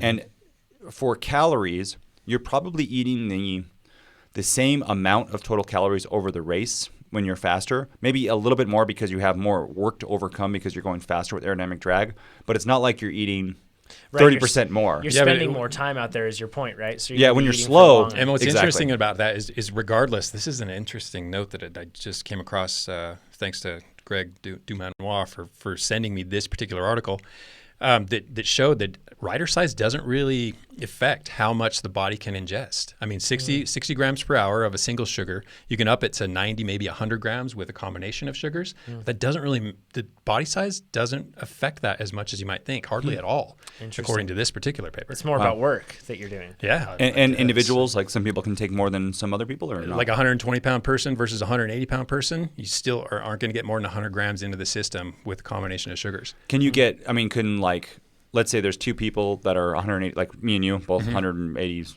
let's just call it 180 pounds. Sure. And then, but could genetically one person be able to absorb more than the other person? No, that's what I'm talking about. You don't know. No, it's according to this particular research, and it's got a lot of the hitters, a lot of the guys who know what they're talking about and spend a lot of time researching this very topic. No. The other thing, it's so much, this happens to me a lot, where lost and found example for last year, I get there, and other people have eaten food, they've changed their clothes, and they're like, "Hey, Nate." Yeah. It's just so much fun. Like fitness is fun. We talk about that a lot. Yeah. But it's also to make all the races just shorter. It's nice. It's nice to get her done. And The last thing that I would mention, and especially if it's a hot race, but it's hydration. Yeah. Obviously, nutrition and hydration are going to be pivotal, and I think we've beaten nutrition to death, or pretty well by now. But hydration, if you know you're a high sodium sweater, you're a guy who has a lot of salt stains, and dogs like licking your legs because there's a lot of salt on your skin, sort of thing post ride. Hyperhydration is actually something I would definitely recommend looking into, where you basically overdose. Not overdose, but very high dose of sodium. Scratch makes a product. Osmo makes a product. A lot of people make products that are very high in sodium going into an event like this, where you're going to deplete those sodium stores more rapidly. Cool. And it makes quite a difference, I'm finding. It does make a pretty massive difference. Mm-hmm. Yeah, that's for sure. We experienced that on our... We're experiencing it right now. Last couple of months, so I'm getting my hydration dialed, and man, is it making a difference across the board. Yeah, we definitely experienced that on that Rockwell relay across a hot, very windy southern Utah. Team Chad stock just went back up a little bit. It's volatile right now. Volatile markets over here. So Daniel, this is going to be the last question we'll cover here. And then if you're with us on the live stream, stay with us. We'll answer the questions that you sent in throughout this live stream. We'll answer them thereafter. So Daniel says, first of all, congratulations on your product and your podcast. 6 stars for sure. He's breaking the star rules, and I'm okay with that. He says, I had a question regarding power, weight, and height. We hear all the time that big guys can produce more raw power than a smaller guy. When we speak of bigger or smaller, are we talking just height or also weight? I understand that it's difficult to compare to riders' natural ability to produce power, but in general terms, would a 5'7" 165-pound rider be at a disadvantage over a 6'2" 165-pound rider if both were equally conditioned? So for those that are using metric system and everything else, we're talking about really the point is same weight but different height is what he's getting at, and assuming equal conditioning. He says, would we expect that the bigger guy to produce, and he says in this case taller, to produce more power just because of his height? He says, I'm wondering if being short and stocky is a double whammy. Asking for a friend. Well, there's the metabolic side to this. Let's just leave that alone. Just talk about the muscles, the muscle mass side of things. So whether it's a tall rider or a short rider, the more muscle mass is probably going to be capable of more work. So if you look at it just from that extent, more muscle does more work. I mean, you got a big guy with a whole lot of muscle can drive the watts up more than a guy who simply can only ask so much of the limited amount of muscle that's on his body. Yeah. So to put it really simply, but then to get a little more detailed, you can look at your somatotype too, or your body type, and the whole mesomorph, ectomorph, and endomorph, and what your fiber type composition is, et cetera, and that certainly makes this matter a bit more complex. But really, the work capacity comes down to a question of how much muscle you have and how metabolically conditioned that muscle is. So it's not as simple as just saying a bigger rider is going to be more powerful in all cases. We are a perfect example. Me and you. Yeah. Because we're like the same weight. Let's say actually 185 maybe. Yeah, we are like both right there. And how tall are you? So is Bryce. So we got 3 of us. Yeah. How tall are you? 6'2". 6'2", and I'm 6'6". And you have way more muscle than me, right? Like just look at us on the live Chad's stream. joked. Yeah, but I mean at the same, it's not that you're carrying extra body fat. Sure. We probably have a very similar body fat, and it's just the muscle that you have more of. Yeah. That doesn't mean that one of us is necessarily going to be faster than the other. No, it doesn't. And I mean, you have longer limbs too, so your muscles may not look as big, but they are stretched out over a longer point to point. Exactly. So muscle mass, we could have more similar amounts than you account for.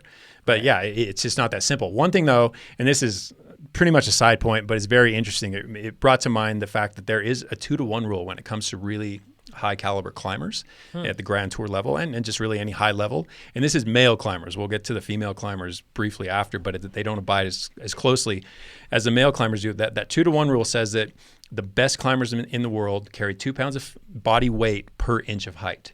Interesting. Didn't do the metric conversions on that because it's just I went down a rabbit hole and got just dug into this. Looked at Froome, looked at Wiggins, Contador, Quintana, Port, Bardet, all different body types and sizes.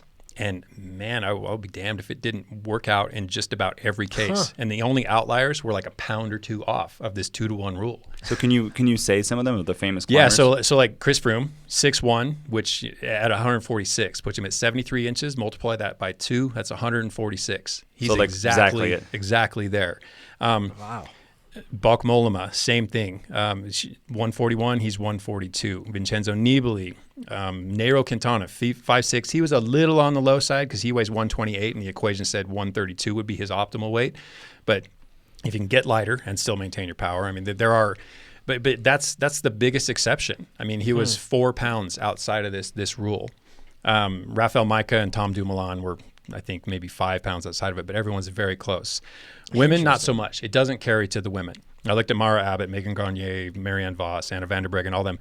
It doesn't carry at all. What was interesting with them, though, is that so many of them are right around 5'4", 120 pounds. Nope, 5'6", 128 pounds.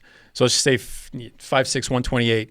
within 1 inch and 1 pound of that, we have Marianne Vos, Anna Vanderbreggen, Lizzie Dangden, Emma Johansson, Lisa Longo-Borghini, Lucinda Brand. I mean, all the best climbers are all right there.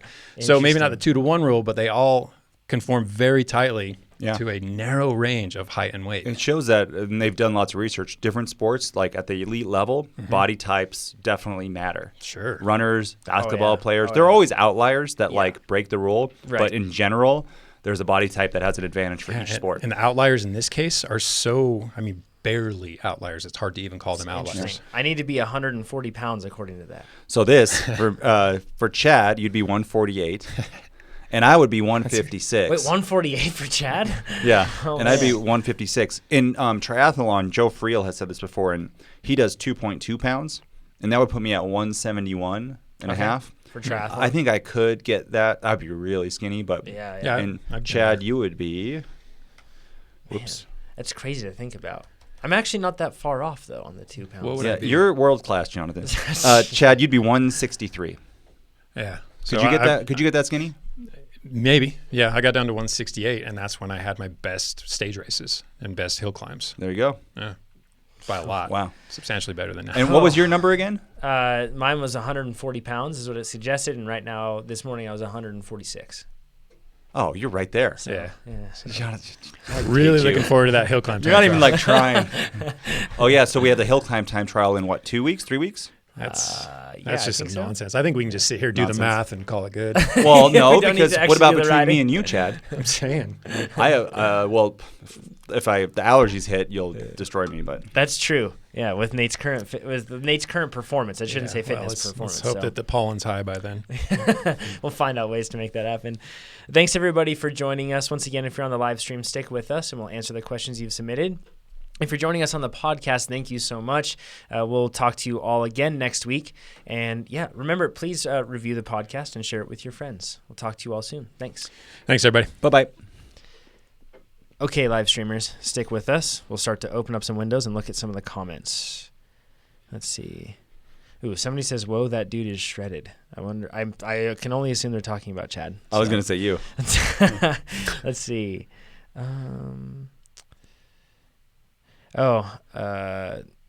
So somebody says, what are your guys' thoughts of all the seemingly super strong people on Reddit with 400 plus FTPs calling people who have 3.0 watt kg unfit?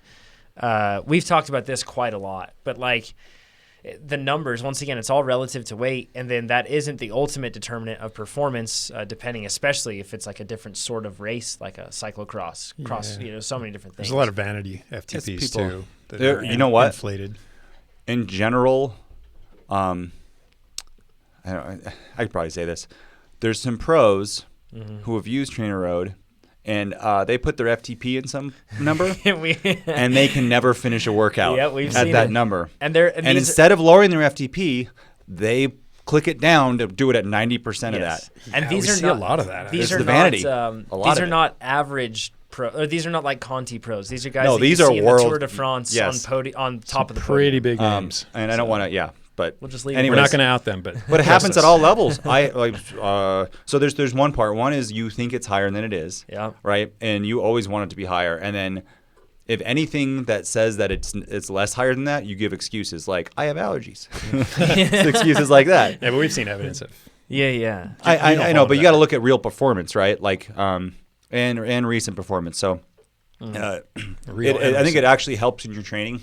If you take that out, that ego part out, get to what's an appropriate level to train, and then you go up from there. You're gonna get faster that way. Like, you know what I mean? Like it's gonna be better. So and people lie too. Like everyone makes $1 million and just so like on the internet. I think that Liz Lyle's FTP was somewhere around like I don't even know if it was like 200 watts because she barely weighed like 100 pounds, right? She's pro triathlete. She finished I think 7th at Kona. Incredible, like that's world class. And she, at 200 watts, dropped me up climbs plenty of times, right? Mm-hmm. So, like, it doesn't when you see somebody talk about that, just remember it's so relative. And if you ever hear us mention wattage like that, we try to make sure that we put it in reference to body weight so then you can understand. But it really, it's all relative. Any of these 400 watt thresholds, I just let's go do a bike race. Let's see how that goes because that's a hard one to believe. Kevin says, I always feel sickly after a big ride or race for the rest of the day. He says, especially if I don't nap or just stay mostly idle. What's the best way to prevent this? So I've been doing long rides on Sundays, and I've been coming home pretty smashed after most of them. And the biggest difference is, again, hydration. More than anything, more than the post-ride roll or compression gear or legs up or nap or shower, hydration. If I hydrate well prior to the ride, over the course of the ride, and then I take my hydration seriously after, and I'm not just talking about pounding straight water. It doesn't do anything. It just runs through you. In fact, someone even commented on my ride where I said I didn't stop. I did a 100-mile ride. I didn't stop once. And he's like, so when did you pee? I was like, I didn't, because I wasn't just pushing water through the system. My body was actually absorbing it and using it because I'm more properly hydrating now. I'm using a little bit of glucose, a little bit of electrolytes, and it's making a drastic impact. But at post-ride especially, if you forego the whole hydration end of things, or you hydrate poorly, or you do it with just plain water, same thing happens to me. I wake up feeling basically hungover. It's a horrible thing, and it doesn't make me want to do those long rides. You know, I just bought from Scratch is their Rescue Hydration. Stuff is amazing. I haven't used it, but so I should. good. Yeah. You just reminded me. It's like it's great stuff. That's like what is it? It's like the ninth hour sort of stuff that I use. Like basically, like when things have gone like toward the end. If I take that, I'm almost guaranteed that I'm going to feel so much better after that ride. It's extremely high sodium content, and relatively speaking to their normal Scratch Lab stuff. I don't know the numbers on it, but it's extremely high sodium. So like when you take it in, you'll notice it still tastes sweet. It's really nice, but you will notice that it has it has much more, like even it almost has a salty-ish taste to it. Oh yeah. But it's it has helped a bunch. But it's meant to be taken. A recovery shake. The hydration, the Scratch Rescue Hydration is meant to be taken after the ride. Yeah, correct? or in severe situations. It says like when you really feel like, oh man, I really need to take in some stuff here. And then it also says, which is interesting, is when you're sick. Because I find, too, when I'm sick, and I could have used it when I'm traveling, I always get dehydrated when traveling. Like on an airplane, put that in a bottle. I find I drink their water, and I just get up and pee on the plane like 4 times. That's what you do. I mean, there's nothing to help you absorb it. It just gets pushed through the system. Yeah. I have their salty pretzels. I need it. Yeah, exactly. It's probably good, right? Helpful. I mean, yeah. Maybe not exactly what you want to use in a race scenario, but no, on a plane. Yeah. Totally. That's probably why they give them to us. For most of us, I mean, we do those long rides, and then we have things to do thereafter. If you have family, you can't just say, sorry, family, I'm going to sit on the couch for a while while husband or wife takes care of the kids, and the kids, you can't do that. So it's not only like a performance thing, but for me, it's become a responsibility now. If I don't fuel right when I'm riding and beforehand and thereafter, it causes a ripple effect through my family. And the post-ride shake, choose your brand, make your own, whatever. But that 30-minute window that we've talked about isn't a window that actually closes, but it does narrow, is pivotal. Again, these are things that you hear about, but until you apply them, they just don't resonate the way they do. And a lot of this stuff is working.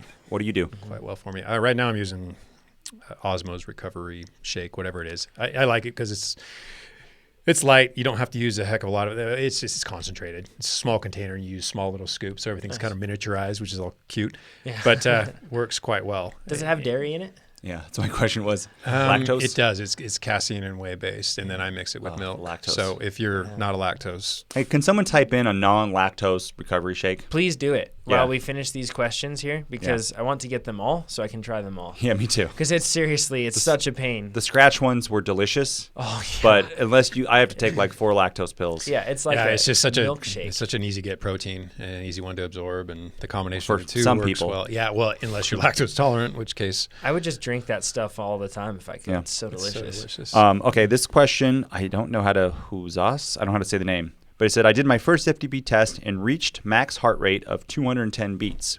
I am 30 years old. Is this normal? We get this question a lot too.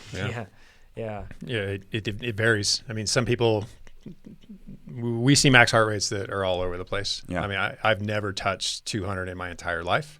Doesn't matter what sort of racing, what sort of my conditioning I was, or what my condition was at the time, what sort of racing I was doing. No scenario could evoke a 200 BPM out of this body. And short of dying. Most people hear the 220 minus age. Yeah. That is not. That's like don't. No, that's Yeah. just they looked at statistics and they saw where most people fell and they slapped that equation on it, and it holds up relative to where most people fall. But And then what happens? You get a person like this, and they suddenly get panicked because it Yeah. falls outside of that norm. Yeah. But it's not irregular to see people fall out of the norm. Like it's that happens. So yeah, people are all over the place. Yeah. I'm a low heart rate guy. I can Yeah. put out big watts at 160 BPM, and I'm dying. and a big thing that I would say, is that the only heart rate monitor, the only one that I've actually found that doesn't have erratic readings like that. I've never had an erratic reading with the Wahoo Ticker heart rate monitor.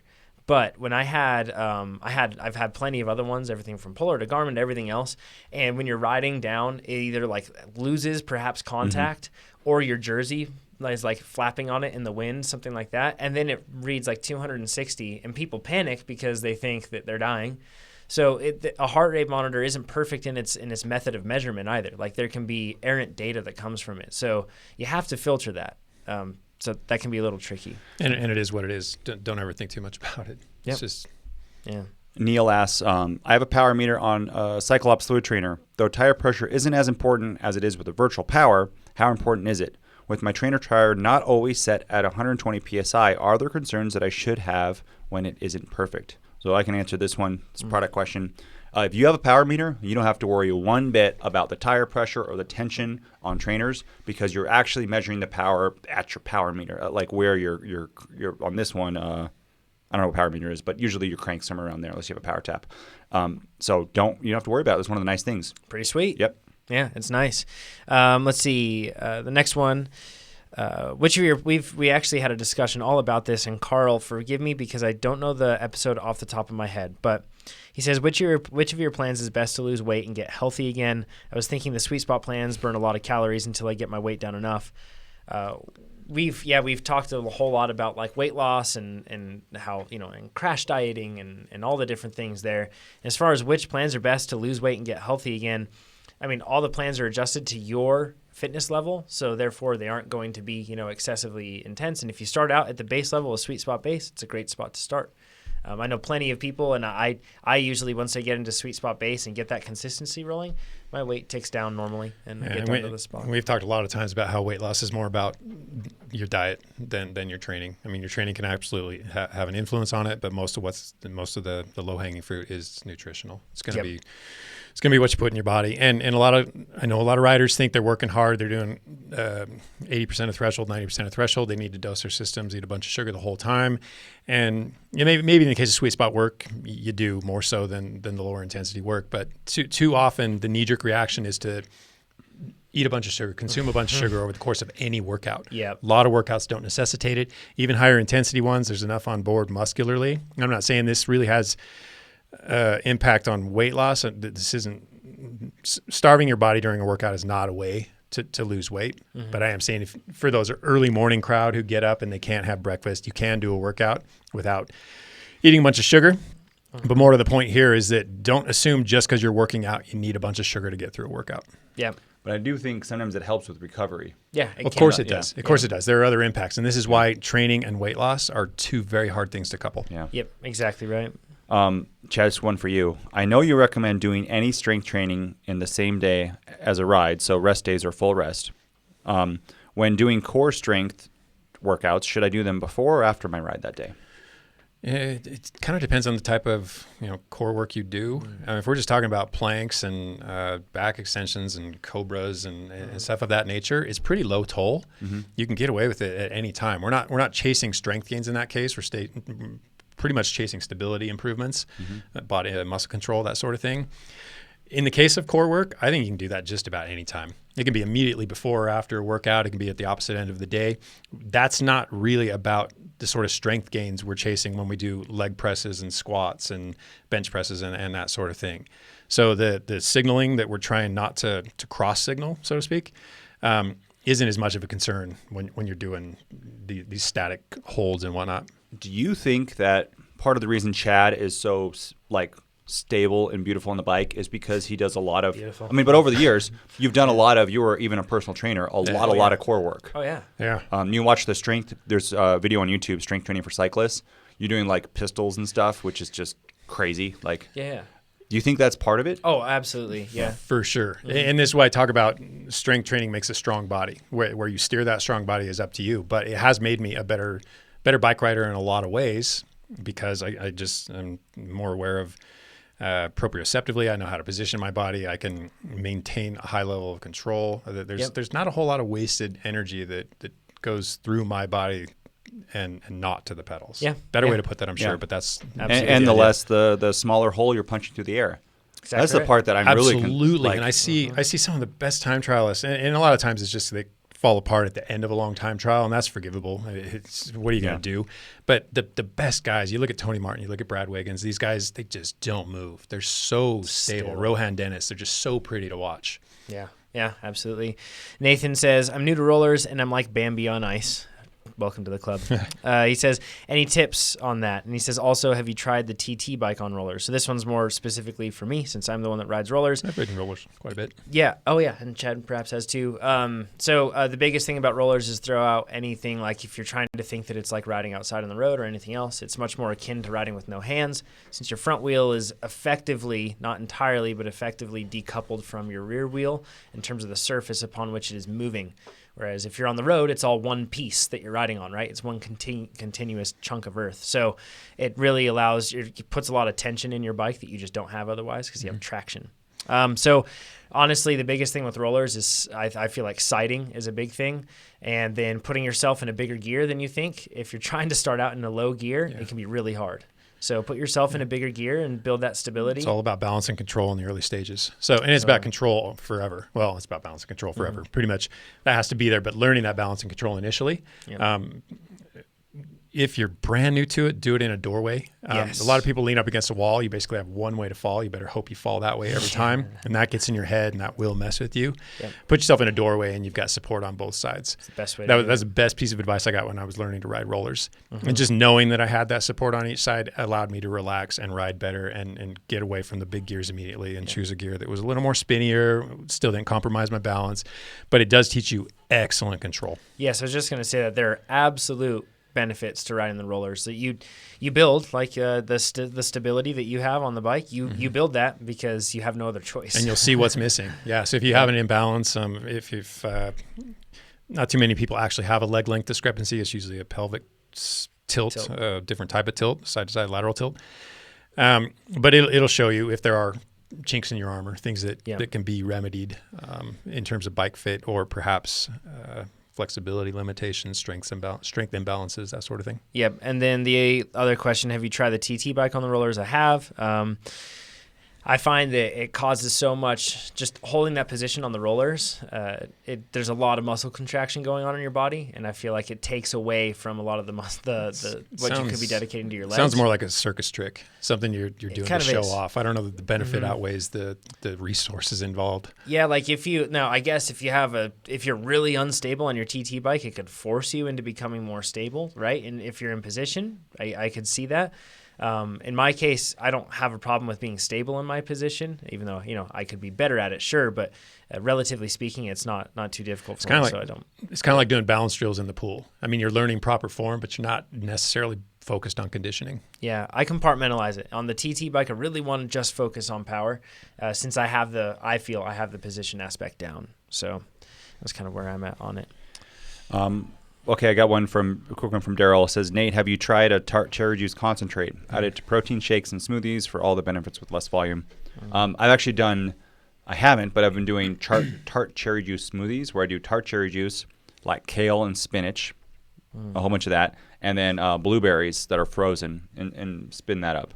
And that's a good way. You can kind of eat a whole salad inside of a smoothie with how much you can stuff in the blender. Yeah. This is a bit of a side note, but I've been using tart cherry juice as a shot of it prior to bed because there's something, it affects serotonin release or melatonin release. I should probably look this up before I talk on it, but I am using it for that specific reason. So as an alternative to melatonin and it's high. What's the valerian. So as an alternative to those things, I recently read that cherry juice does the trick, and I got to admit, I'm going to start doing that at night. We'll see. Mark has some questions. Can you demonstrate what you mean by turtling your position? So they can see us. Yeah. Yeah. So, so if I'm in my arrow position, Typically, and in the past, I rode it with a very wide shoulder position and my head basically up. And now I have brought my elbows closer together, which narrows my shoulders, and then I drop my head down into. If you can't hear, his head's very low. Yeah. It's basically tucked it's basically down in front of my shoulders rather than above them. Yep. Yeah, that's turtling and tucking. And you're not just pointing your head straight down, because a lot of the time that'll put the tail of your helmet up. You're trying to, like a turtle, like tuck it back into your body more. There's another thing where, so if I'm riding like this, and if I don't tuck my head and I still want to see, I can still go like this, where you shrug your shoulders up, kind of like almost like you're trying to retract your head into your body like a turtle would. Yeah, and I often call it shrugging. Yeah, that's a huge difference in your frontal area. And then if you can also lower your head to get it more in line with your back, then you have a really big frontal area decrease. Very important question. Wait, I got more on this one. Please These are keep good going. questions. Yes, we talked about the shoe covers, and we use there's the no pins over shoes. I'm not that impressed with those, though. You don't like them? Well, so it's all about how fast they are. Yeah, but the thing is, I don't know under which circumstances they tested them, and I don't know how realistic it is. They start to wrinkle, and then maybe you're just supposed to use it on skin, like you're supposed to have an ankle sock, and then just use that. But I had a Swiftwick sock underneath, and it started to develop wrinkles, and then also it just doesn't fit. Like the Simon Smart ones look like they fit over the foot much more tight. These ones weren't. And I wear 43.5 shoes, so that's like well within the large size of these. Like that's what I should get, but it still wasn't like perfectly smooth around it. So I'm not. They were tight on my shoes. Yeah, but you probably have 47s or something. 46, right? yeah. Yeah. So I'm not entirely sold on the BioRacer ones. Well, you could just buy a medium too. Yeah, I'll try. I mean, even though that would be wrong by their size chart, yes. Yeah, we could. And then we had the Simon Smart ones, and who makes those again? Is it Endura? I just said Smart on them. I think, so. I forget who makes them. I don't know. It's Drag to Zero. Drag to Zero. That's it, Drag to Zero. The next question, which is great. I was at the Franktown TT and had the same power numbers as Jonathan, but was 2 minutes slower. I'm 157 pounds with a TT bike, 60 mil wheels, road aero helmet, no shoe covers, no turtling in my position. At least I don't think I was. I'm sure I came out of position quite a bit, and I could probably be more aggressively positioned. How much of this 2+ minutes do you think is from equipment differences, weight, and turtling? It's a really. I don't know. The how to number answer one that. mark is probably going to be your position. Like I how think that's And again, if you look at Jonathan, we've got some photos up on our Instagram. Yeah. There are some on there. You can find them there. We'll have some more coming up soon too. Yeah. And Jonathan is extremely low. Yeah. And then, I mean, all the things we've talked about. What tires? Tires, 7 watts right there. Yeah. The tubeless, are you going that? That could be 2 watts. The wax chain, that could be, depending on how bad your chain is, could be a lot. A lot, So right? yeah, the simple answer is a lot. Yeah, and the skin suit, I've seen some studies in wind tunnel between different things, 20 watts on a great tight skin suit versus a baggy thing. Anybody competing against us in these local time trials need to keep in mind that we have optimized just about everything we can. We spent a lot of money, like Yeah, more. it's I mean, not like cheap. it's not cheap. We're doing this to try to see, but this is a great example of besides if we take position out of it, just buying speed with top end equipment. And I think that like taking position out of it, I want to make sure that we like you mentioned. The position is the biggest thing. That's the biggest thing. Like a TT frame is less impactful by far than a position. TT frame's like the least. The only time that TT frame helps a lot is when it gets you into the best position. Exactly right. So like the position is totally key. So yeah. And I think I'll probably be a perplexing case with that with low power for quite a while. You know what though? I want to have you test your power meter because you are so aerodynamic that I want to have it validated against one more power meter. Yeah. So we did some I did some reverse engineering of sorts with Best Bike Split to like look at what the predicted time was, because it predicted that I would go 17:48 and then I went 17:26. So then I just dialed down the CDA, and then I made sure that like my power numbers were updated and everything else, and it was right. Then I dialed down the CDA, and it said that I would be like 1.901 or something like that. So like really low. That's really tough to actually say, because even though the wind is based off record, it still doesn't identify exactly. So it's not like a wind tunnel. But And the other thing that I think that might throw that off is I don't think the default one has a optimized wax chain. Mechanical loss or mechanical efficiency and rolling resistance. Yeah, the rolling was with the tires. Those two things. Tires are huge for like big difference. Yeah, but yeah, position I feel like is definitely something. Onto the important question: does sock color help? That's a question for Jonathan. Yeah. I don't like it when people say that you can't wear like certain color socks with certain color shoes. I don't think that's silly. Like white shoes and black socks, or black shoes and white socks, and people say you can't do it. That's you some can. nonsense. You can do whatever you want. I like black socks on the dirt, and then I like white socks with white shoes and white helmet and white gloves on the road. But it doesn't matter. It doesn't make you faster. Greg says like you should get a TUE for my allergies. Yeah. Exactly. So So triamcinolone, have you used that? Isn't that the one that like Wiggins like? That is it. Yeah, it is. Yeah, that's his. We're not UCI riders. I mean, if you're looking for something that No, I think the USAC. Exactly. okay, so you follow can't the use it same at nationals. stuff. That's clear. Yeah. But I mean, when you go out and you have 100-watt, We can't even power use hit. it. We can't even use it at normal races. So Yeah, anything Anything USAC. USAC sanctioned. I know, but if it's a 100-watt drop, that seems like Oh yeah. Well, another unfair. I would be more quality of concerned life. with managing my allergies than times. I mean, when a race rolls around, obviously you're gonna have to. If I got caught for doping with that whatever it's called that Wiggins had, the headlines would be TrainerRoad CEO dopes the same as Wiggins, and no one would care about my allergies or Very anything. bad. It'd be very bad. And everything we do would be considered like null and void because of that. There we But go. you I'm podcast mostly listeners would joking, know. but I am curious to know. You know what though? I bet you if I applied for a TUE, they would say, and my allergist is like, yeah, look at this picture of his back. He is so allergic to everything. They would say, nope, you don't get it. Yeah, right? exactly. Like I think I've heard that it's very, very hard. Yeah. I should apply. We to should see if I can get and it. then let's actually relay feel like the whole process. If of Wiggins the can podcast. get it, rain prescriptions. why for you. can't, I mean, I just want some. I just want to live, guys. You just want to not That's what I'm suffer. talking about. Yeah. Let's do this, and then we'll document the TUE process for an average Joe. Yeah, well, let's see if I had to go to my allergist and see if they even think I need it. Well, let's- because if I don't want to. I want a separate doctor who's not a sports team doctor who says, yes, these you need doctors? something like this, right? Yeah. Yeah, exactly. He doesn't care how fast I go. Not at right? all. Yeah. All right. With that, thanks everybody for joining us. Once again, the live stream, it will be at the normal time next week, Thursday at 8 a.m. Pacific, that is. So we're looking forward to chatting with you all then. We will have a Mercs TT to talk about. So that one really comes down to the equipment side of things is gone, people. So we get to see a little bit more. Oh, about, no. I have an Aero Road bike. That's true. There'll be I subtle don't- differences. But Yeah, that's true. But what I mean by that is that like how we were just having that discussion about like, you know, the wheels or like all the equipment things, you know. It's less. It's much less. And it's going to be more about power and it'll be a more position level playing field in terms of equipment. But he's across got the board. I think all three of us are on a pretty level playing field in terms of equipment, for the TT. That's all I'm talking about. Very Yep. level. But for the Franktown TT, we'll actually even be less level in terms of equipment. Or for the I have the Mercs best TT. equipment for it. You do.